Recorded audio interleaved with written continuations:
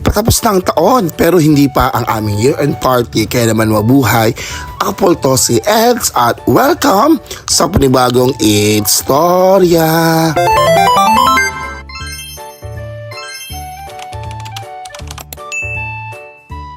Matagal-tagal na din buhat ng gawa ko ng isang istorya dito sa aking mga vlog dahil noong mga nakaraang araw at linggo ay nabaos talaga ako ng bonggang-bongga. Yung literal na walang boses na lumalabas sa aking bunganga dahil na lang sa ubo, sipon at stress na aking mga pinagdaanan nung mga nakaraang buwan. At feeling ko yun ang naging dahilan kung bakit naubos talaga ang aking boses. Marami pa mga racket ako ngayon pero thanks God kasi unti-unti na bumabalik ang aking boses. Kaya naman ko napapangitan kayo sa boss ko ngayon dahil boses paos, boses bakla, and I want much better na to kumpara sa mga araw na kasama at naririnig mo ang aking tinik na talaga namang hirap na hirap. Pagkatapos naming mamili ay nag-ambagan na kami ng mga nagastos namin upang sa ganoon hindi masira aming friendship.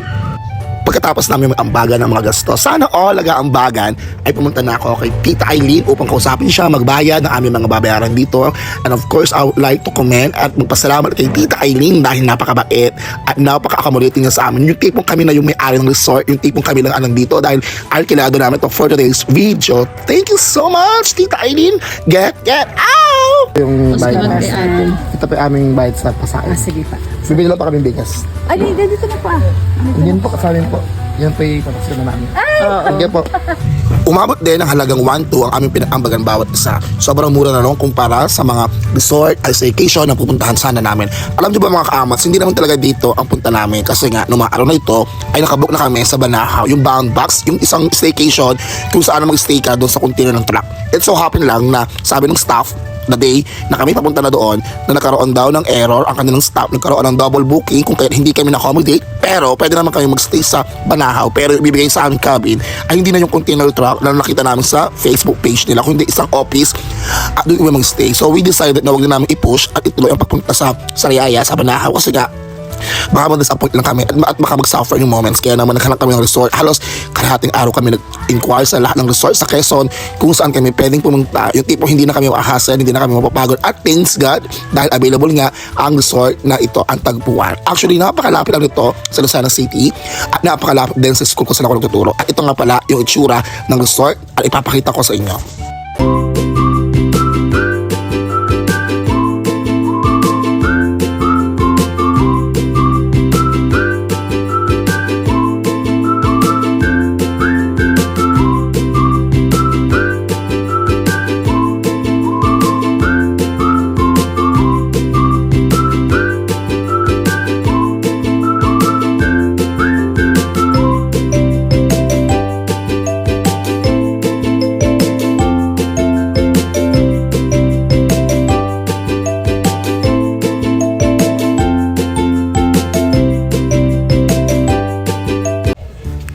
Apat lamang kami dito sa resort. Hindi pwedeng wala kaming program upang mas maging maganda at masaya ang gabi. Kaya naman samahan nyo kami sa aming Christmas Party 2025 ng Stroll Team. Let the show begin. Ladies and gentlemen, please welcome your host.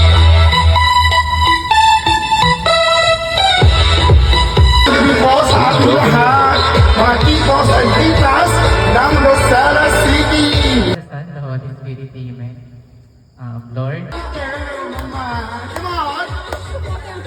That's okay, Francisco. Out, in, out. And so, 50,000 ang premium sa akin. Yeah. 2, 3. Yan, ganon.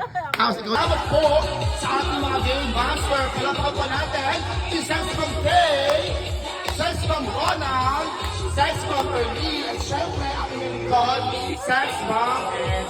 So bago po tayo mapatuloy sa ating ginawang programa, ay po muna isasayaw ng Sex Box song na Ano Kay Ube.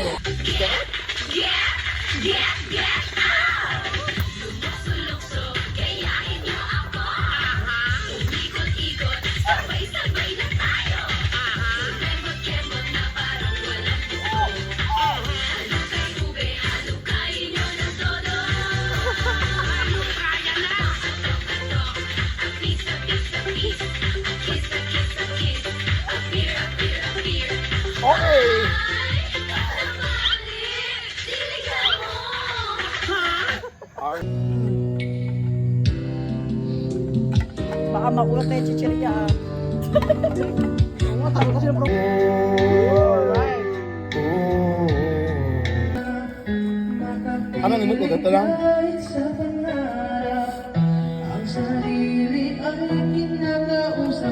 Ulit.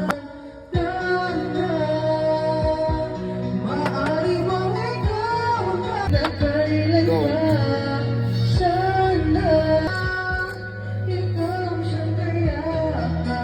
Mga dito mo kahit sa inuman.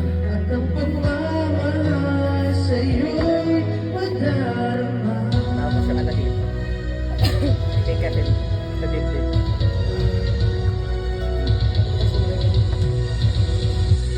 Kita may something.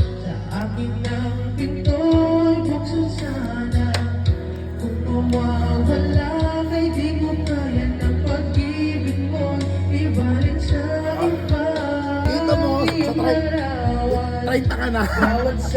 Ngayon po ay tayo po ay dadako na sa ikalawang bahagi ng ating programa. Ito po ang pagbibigay ng mga regalo. Ang regalo po ay sumisimbolo sa